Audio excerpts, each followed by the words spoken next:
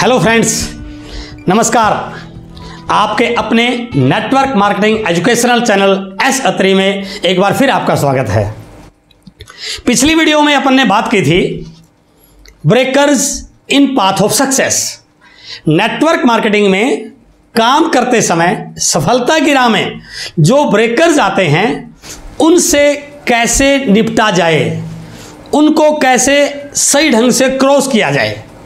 और वास्तव में बहुत लोगों ने उस वीडियो को पसंद किया, आपका बहुत बहुत धन्यवाद।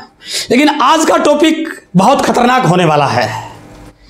मेरा मानना है कि नेटवर्क मार्केटिंग इंडस्ट्री लोगों के सपनों को पूरा करने के लिए है। लाखों लोग इस इंडस्ट्री में काम कर रहे हैं। बहुत सारे लोगों की लाइफस्टाइल को देख करके लोग ज्वाइन करते हैं। बहुत सारे लोगों ने अपनी जिंदगी को बदला है।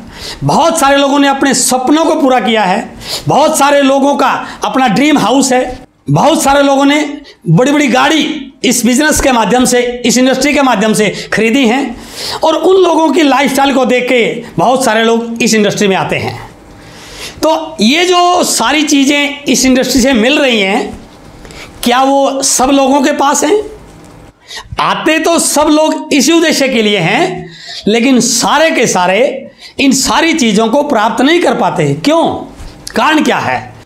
और मेरा मानना है 60 से 70% लोग इस इंडस्ट्री में ज्वाइन होने के 3 महीने के अंदर ही वापस चले जाते हैं। क्यों होता है ऐसा? जैसे एक व्यक्ति ज्वाइन करता है, बड़ी एक्साइटमेंट के साथ आता है, अपने ड्रीम्स को इस बिजनेस के माध्यम से पूरा होते हुए देखता है, लेकिन वो फील्ड में जब निकलता है, लोगों के पास जाता है, लोगों को प्लान दिखाता है और सामने वाला कई बार ऐसा रिएक्ट कर देता है, उसकी बात को अनसुना कर देता है और वो 5, 7, 10 लोगों की ना सुनने के बाद ये फैसला कर लेता है शायद ये इंडस्ट्री मेरे लिए नहीं बनी है। जिन लोगों को देख के आप ज्वाइन करते हैं, जिन लोगों को रोल मॉडल मानते हैं, जिन लोगों से मोटिवेट होते हैं, जिन लोगों की लाइफस्टाइल से प्रभावित होते हैं, यदि आप थोड़ा सा बैठ के सोचें, उन सब चीज़ों के पीछे सिर्फ एक ही चीज़ है, उनके पास नेटवर्क बहुत बड़ा है। नेटवर्क बड़ा है तो ही उनके पास वॉल्यूम बड़ा है। नेटवर्क बड़ा है तो ही उनकी इनकम बड़ी है। नेटवर्क बड़ा है तो ही उनके पास पिन बड़ी है। और नेटवर्क बड़ा है तो ही उनकी इनकम, उनका लाइफस्टाइल बड़ा है। और नया व्यक्ति जब नेटवर्क बनाने के लिए फील्ड में जाता है तो सबसे पहला उसको काम करना पड़ता है सौदा प्लान। वो लोगों को प्लान दिखाता है और यदि सामने वाला उसकी प्लान से प्रभावित हो जाए, उसके साथ ज्वाइन कर ले, तो शायद वो व्यक्ति आगे प्रोसीड करता है। लेकिन ज़्यादातर केसेस में ये होता है कि सामने वाला उसकी बात को सुनता नहीं। क्यों? क्योंकि उसको ये पता ही नहीं होता कि मैंने बात को शुरू कैसे करना है। तो आज मैं आपके साथ एक बहुत इंपॉर्टेंट विषय, नेटवर्क मार्केटिंग इंडस्ट्री की एक सबसे बड़ी समस्या, बहुत सारे नए स्टार्टअप करने वाले लोगों के सामने एक बहुत बड़ा चैलेंज कि सामने वाला मेरी प्लान देख के ज्वाइन करे। मैं ऐसा क्या बात करूं, मैं ऐसी क्या बात बोलूं, मैं किन शब्दों का इस्तेमाल करूं, मैं सही प्लान को कैसे स्टार्ट करूं, तो वो चीज़ मैं आपके साथ डिस्कस करने वाला हूं। और मेरा मानना है यदि आपने प्लान दिखाने से पहले इन कुछ चीज़ों को अपनी बातों में शामिल कर लिया, मैं दावे से कह सकता हूं आपके ज्वाइन करने की लाइन लग जाएगी। और यदि ये शुरू का चैलेंज लोगों का आप खत्म कर दें, शुरू की ज्वाइनिंग की प्रोसेस को आप लोगों को सही ढंग से सिखा दें, तो मेरा मानना है इस इंडस्ट्री में हर व्यक्ति अपने सपनों को पूरा कर सकता है। तो मैं आपसे बातचीत करने वाला हूं, ऐसी किन चीज़ों को मुझे सीखना चाहिए, ऐसी किन बातों को मुझे इस्तेमाल करना चाहिए कि मेरी प्लान दिखाने के बाद सक्सेस रेशो बढ़ जाए, लॉ ऑफ एवरेज बढ़ जाए। और मेरा मानना है यदि आज आपने इस वीडियो को अंत तक देख लिया तो मैं दावे से कह सकता हूं ना केवल आपका बल्कि आपकी डाउनलाइन में नए प्लान दिखाने वाले लोगों का जोश बढ़ जाएगा, उनकी ज्वाइनिंग की स्पीड बढ़ जाएगी। आगे बढ़ने से पहले मैं आपसे रिक्वेस्ट करता हूं, यदि आपने अब तक इस चैनल को सब्सक्राइब नहीं किया है तो आपके राइट हैंड साइड में सब्सक्राइब पे क्लिक कीजिए, उसके बगल में एक बेल आइकॉन है उसको प्रेस कीजिए, शेयर का बटन दबाइए और आपको और किस प्रकार की वीडियो चाहिए उसके लिए आप कमेंट बॉक्स में कमेंट लिखिए। और मैं आपसे बातचीत कर रहा हूं आज कि प्लान कैसे दिखाएं कि सामने वाला ज्वाइन कर जाए, ज्वाइनिंग की लाइन लग जाए, नेटवर्क बड़ा हो जाए। आपके प्लान दिखाने से सामने वाला ज्वाइन करे तो इसके लिए आपको 3 चीजों का ध्यान रखना बहुत जरूरी है। फर्स्ट पॉइंट, आपके उस प्रोस्पेक्ट से मिलने से पहले की प्रक्रिया। आपने जिस व्यक्ति को प्लान दिखाना है, चाहे 1-to-1 दिखाना है, चाहे होम मीटिंग करके दिखाना है, जब आप उस व्यक्ति से प्लान दिखाओगे, उसके मिलने से पहले की प्रक्रिया, that is first point. Second point, जब आप उससे मिलने जाओ तो उस समय बातचीत की सही शुरुआत। And the third point is, उसके बाद आपका प्लान प्रेजेंटेशन। ये प्लान प्रेजेंटेशन आपका अंतिम टास्क है, लेकिन ज्यादातर लोग क्या करते हैं, शुरू में जाते भिड़ते ही सीधा प्लान दिखाते हैं। यह गलती कभी नहीं करनी है। प्लान आपने बिल्कुल लास्ट में दिखाना है, उससे पहले 2 प्रोसेस और करनी है। द फर्स्ट वन इज मिलने से पहले की प्रक्रिया। वो क्या है, जब भी आपने लिस्ट में से किसी व्यक्ति को प्लान दिखाने के लिए चुना, तो आपने सबसे पहले क्या करना है, उस व्यक्ति से मिलने का टाइम डिसाइड करना है, उससे अपॉइंटमेंट लेनी है। यह सबसे इंपॉर्टेंट टास्क है आपकी ज्वाइनिंग को सक्सेस में कन्वर्ट करने का।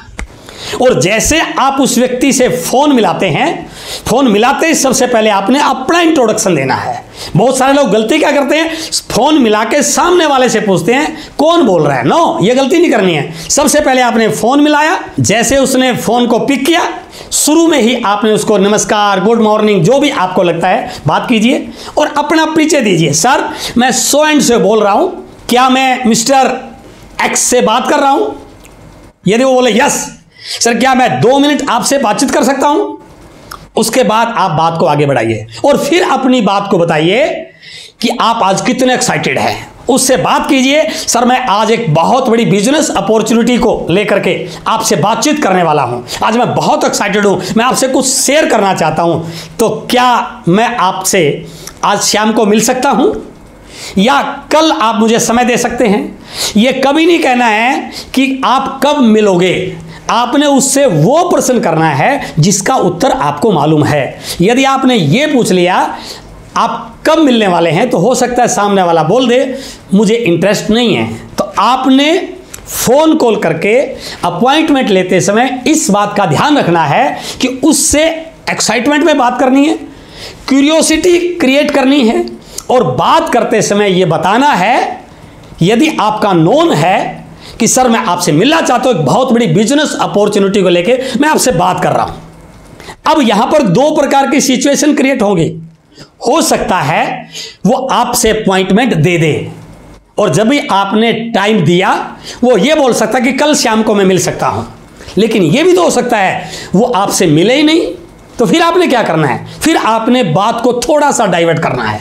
फिर बोलना है कि सर मैंने इस बिजनेस के बारे में कई लोगों से बात की, मेरे पिताजी से बात की, लेकिन मैं आपको जानता हूं आपके लाइफ के डिसीजन हमेशा बहुत अच्छे रहे हैं, मैं आपसे बहुत प्रभावित हूं, मैं आपसे जस्ट एक राय लेने के लिए आ रहा हूं। एक बहुत बड़ा काम मैंने शुरू किया है और उस काम में आपसे राय लेना चाह रहा हूं, तो क्या मैं आपसे आज शाम को या कल मिल सकता हूं? डेफिनेटली वो आपसे यस करेगा, वो मिलने का टाइम देगा। ये आपका मिलने से पहले की प्रक्रिया है, यह आपका मिलने से पहले का प्रोसेस है और 90% आपकी सक्सेस यही हो जाती है यदि आप उससे सही तरीके से अपॉइंटमेंट ले जाते हैं। तो अब आपकी अपॉइंटमेंट सेट होगी, चाहे प्लान दिखाने के लिए चाहे राय देने के लिए। अब सेकंड पार्ट क्या है, अब उससे मिलने जाना है, सही टाइम पे जाना है, लेकिन मिलने जाने से पहले कुछ चीजें आपको ध्यान रखनी है। घर से निकलो, अपने आप को चेक करके जाना है, अपने हुलियों को चेक करके जाना है, अपनी ड्रेस को चेक करके जाना है। एक लीडर की तरह, एक बिजनेसमैन की तरह आपने उसके सामने जाना है। यदि आपके पास सूट है तो बिल्कुल सूट पहन के जाइए। First impression is the last impression. तो आप एक प्रॉपर ड्रेस में जाइए, लाइट कलर का शर्ट, डार्क कलर की पैंट, ब्लैक शूज, टाई लगी हुई हो तो बहुत जोरदार, डायरी हो, फाइल हो और पूरे कॉन्फिडेंस के साथ जाइए।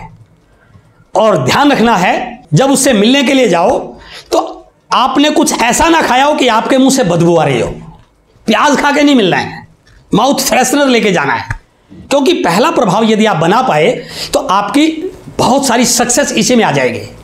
और जैसे उससे मिलने के लिए जाओ, यह भी ध्यान रखना है कि आपके जूते के अंदर जो जुराब है वो ठीक ठाक होनी चाहिए, साफ सुथरी होनी चाहिए। ऐसा नहीं कि अंगूठा बाहर निकल रहा उसमें से। और जैसे उससे मिलने के लिए जाओ, डोरबेल बजाई, घर से उनकी मैडम आई, वो मिलने के लिए आए, जाते जो भी लोग हैं आपसे बड़े हैं उनको नमस्कार कीजिए, अदब से मिलिए। और जैसे वो आपको गेस्ट रूम में इनवाइट करते हैं बैठने के लिए, तो कोशिश कीजिए जूते बाहर उतारिए। यदि वो कहे तब भी जूतों को बाहर उतारिए। हो सकता है घर में अभी अभी सफाई की हो, तो आप उनको बोले सर मैं बाहर से आया हूं, मेरे जूतों को हो सकता है कुछ डस्ट लगी हो और मैं सफाई को बड़ा पसंद करता हूं, इसलिए मैं जूते बाहर ही उतारूंगा। पहला प्रभाव, भीड़ते ही गुगली फेंक दी आपने, आपका एक प्रभाव क्रिएट हो गया कि यार बंदा संस्कारों वाला लगता है, स्वच्छता वाला लगता है। और जैसे अंदर जाके बैठे, पहली 3 से 4 मिनट माहौल को अच्छा बनाइए, सामने वाले को कंफर्टेबल फील कराइए। बैठते बैठते यदि आपने उसके घर में कुछ ऐसी चीज नजर आ रही हो, उसकी तारीफ कीजिए। उसका छोटा बच्चा है, उसके बारे में 2 अच्छे शब्द बोलिए, उनकी मैडम को, उनको, कितना प्यारा बच्चा है, बड़ा होनहार बच्चा है, बड़ा क्यूट है। लेकिन यह ध्यान रखना है, तारीफ सच्ची करनी है। यदि उसकी नाक बह रही है और फिर आप बोलते हैं कितना क्यूट बच्चा है, तो क्या लगेगा, ये मक्खन लगा रहा है। जो भी आपको कोई ऐसी चीज लगे जिसकी सच्ची तारीफ हो उसके, उससे सामने वाले की आपके साथ एक बॉन्डिंग शुरू हो जाएगी, वो आपकी बातों को सुनने के लिए थोड़ा सा तैयार हो जाएगा। अगला काम, जाने से पहले आपको यह सोचना है कि सामने वाला किस कैटेगरी से बिलोंग करता है, अर्थात वो नौकरी करने वाला है, बिजनेस करने वाला है, या स्टूडेंट है, या किसी नौकरी की तलाश में है। ये 3 कैटेगरी में से उसके अकॉर्डिंग आपने शब्दों का चयन करके जाना है। नौकरी वाला है तो बात नौकरी की तरह करनी है, बिजनेसमैन है तो बातों की शुरुआत बिजनेसमैन की तरह करनी है, और यदि अभी बेरोजगार है, नौकरी की तलाश में या रोजगार की तलाश में, तो उसको उसके अकॉर्डिंग बात करनी है।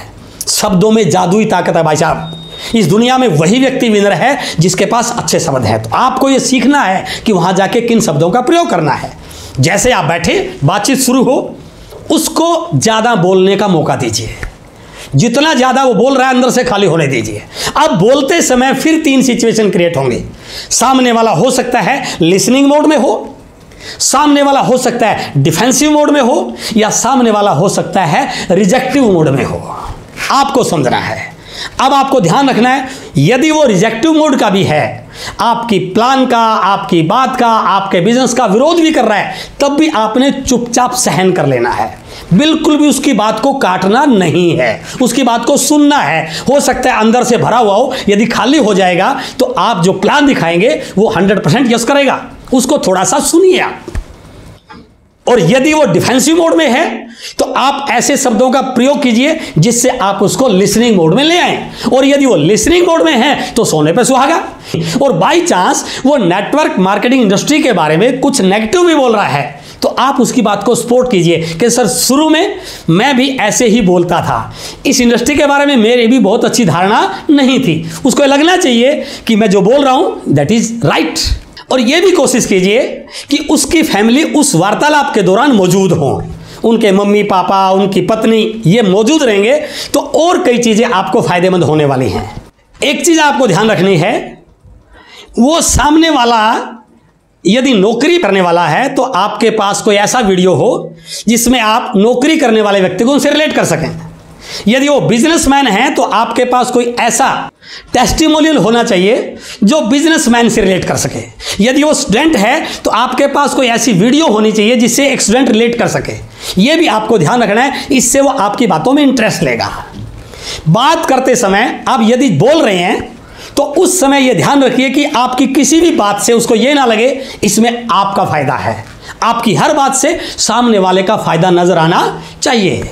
और यदि आप कुछ लिख रहे हैं तो यह ध्यान रखिए, लिखने में ज्यादा ध्यान नहीं लगाना है। जैसे लिखा, आंखों में आंख डाल के बात कीजिए, इससे एक आपका उसके एक रिलेशन डेवलप होगा। ज्यादा कैलकुलेटिव नहीं बनना है आपने। और फिर आप यदि बातचीत शुरू हो गई, 5-7 मिनट निकल गए, तो फिर आपने उससे एक क्वेश्चन आंसर आवर शुरू करना है। बातचीत को इस ढंग से शुरू करना है, ऐसा क्वेश्चन आपने उससे पुट करना है जिसका आंसर आपको मालूम हो। यह बिल्कुल ध्यान रखना है, कभी भी ऐसा सवाल मत पूछिए जिसका आंसर आपको मालूम नहीं हो। बिल्कुल वही उत्तर जो आपको पता है उसके मुंह से आना चाहिए। जैसे क्वेश्चन नंबर 1, सर क्या आप अपनी फैमिली को एक अच्छा लाइफस्टाइल देना चाहते हैं? आपको क्या लग रहा है, सामने वाला ये कहेगा नो नहीं। हर व्यक्ति चाहता है कि उसका परिवार अच्छा रहे, सुखी रहे, संपन्न रहे। वो बिल्कुल कहेगा यस।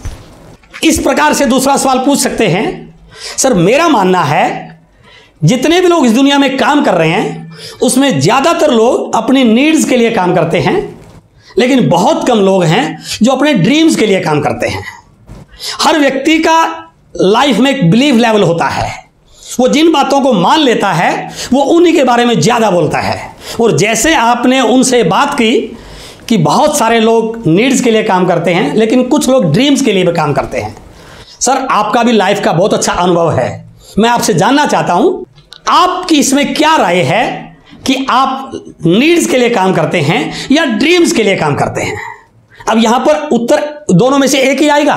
या तो वो बोलेगा मैं नीड्स के लिए काम कर रहा हूं, और या बोलेगा ड्रीम्स के लिए काम कर रहा हूं।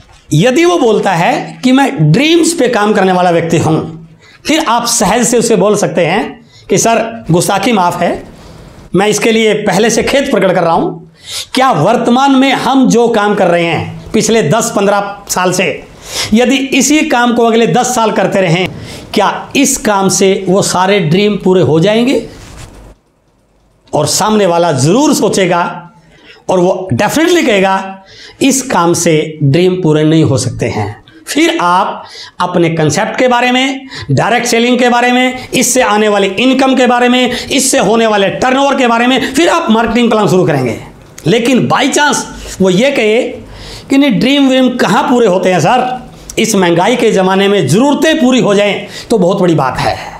फिर आप उससे सहजता से पेपर पे लिखिए कि सर मेरे पिताजी ने, आपके पिताजी ने जिंदगी भर बहुत मेहनत की, क्या उन्होंने पूरी लाइफ संघर्ष नहीं किया? वो डेफिनेटली कहेगा बिल्कुल किया। क्या वो अपने परिवार की अच्छी लाइफस्टाइल देखना नहीं चाहते थे? वो बिल्कुल कहेगा देखना चाहते थे। सर मेरे पिताजी ने 40-50 साल तक काम किया, आपके पिताजी ने भी किया होगा, लेकिन 40-50 साल काम करने के बाद भी घर में कोई परिवर्तन नहीं आया। और वही काम मैं और आप कर रहे हैं। हम भी 40-50 साल काम करते रहेंगे तो कुछ भी नया होने वाला नहीं है। एक बार जरूर सोचिए, जब हमारे पिताजी की मेहनत करने से, हमारी मेहनत करने से कोई बदलाव नहीं आया, तो क्या यही काम हमारे बच्चों को करना नहीं पड़ेगा? सर दुनिया में उन्हीं लोगों ने बड़ा काम किया है जिन्होंने बदलाव को स्वीकार किया है। आज एक नया बदलाव हिंदुस्तान में दस्तक दे रहा है। डायरेक्ट सेलिंग, सिर्फ खरीदारी का तरीका बदलने से जिंदगी बदल सकती है। दुकान बदलने से लाखों रुपए आ सकते हैं। नेटवर्क बनाने से आप लाइफ में करोड़पति बन सकते हैं, सपनों को पूरा कर सकते हैं। एक छोटा सा निर्णय, और यदि आज आप ये निर्णय नहीं ले पाए तो कल को आपके बच्चे यही कहेंगे कि मेरे पिताजी ने भी बहुत मेहनत की, लेकिन इतनी मेहनत करने के बाद भी वो परिवार की दिशा नहीं बदल पाए। और जैसे ही आप ये कहेंगे वो अंदर से जागेगा और वो डेफिनेटली कहेगा बताइए आप क्या बताना चाह रहे हैं। सर मैं एक बहुत बड़े बदलाव की बात आपके साथ शेयर करने आया हूं, और इसके बाद यदि आप प्लान शो करते हैं तो डेफिनेटली वो ज्वाइन करेगा। तो मेरा कहने का भावार्थ है, यदि प्लान दिखाने से पहले आपने इन दोनों प्रक्रियाओं को सही कर लिया, ये मिलने के बाद 10-15 मिनट सही ढंग से लगा लिए, तो डेफिनेटली वो आपके साथ ज्वाइन करेगा। और यदि आपने टीम को सिखा दिया तो आपकी टीम ज्वाइनिंग करने के मामले में इंडिया की नंबर 1 टीम बन सकती है। और अब आपको प्लान दिखाना है। आज मैं आपको प्लान कैसे दिखाना है ये बात नहीं करूंगा, ये बात करूंगा आपके साथ अगली वीडियो में। लेकिन यदि आपने प्लान को दिखाने से पहले इन 2 चीज़ों को सही ढंग से अपनी टीम को सिखा दिया और खुद भी सीख गए, तो आपकी टीम में ज्वाइनिंग की लाइन लग जाएगी। नेटवर्क इतना बड़ा हो जाएगा कि सारे पिन, सारे लेवल आपके पास बिल्कुल आ सकते हैं। और यदि आप चाहते हैं आपकी टीम में ज्वाइनिंग की लाइन लगे तो आपके हर डिस्ट्रीब्यूटर के साथ इस वीडियो को शेयर कीजिए। और मैं एक चीज़ और आज आपसे शेयर करने जा रहा हूँ। अगले वीक आपके बीच में एक बहुत एक्साइटमेंट वाली न्यूज के साथ मैं आपके बीच में आ रहा हूं। एक बहुत बड़ी लॉन्चिंग आपके बीच में लेके आ रहा हूं। नेटवर्क मार्केटिंग की इंडस्ट्री के लिए, नेटवर्क मार्केटिंग में काम करने वाले हर डायरेक्ट सेलर के लिए एक ऐसी किताब का विमोचन हम करने जा रहे हैं जो हर डिस्ट्रीब्यूटर के काम आ सकती है, उसके बिजनेस को बड़ा करने में, इस इंडस्ट्री में उसके सपनों को पूरा कर सकती है। तो मिलते हैं अगले सप्ताह एक नए टॉपिक के साथ। आपसे मिलकर बहुत अच्छा लगा। बहुत बहुत धन्यवाद। Thank you very much. Thank you.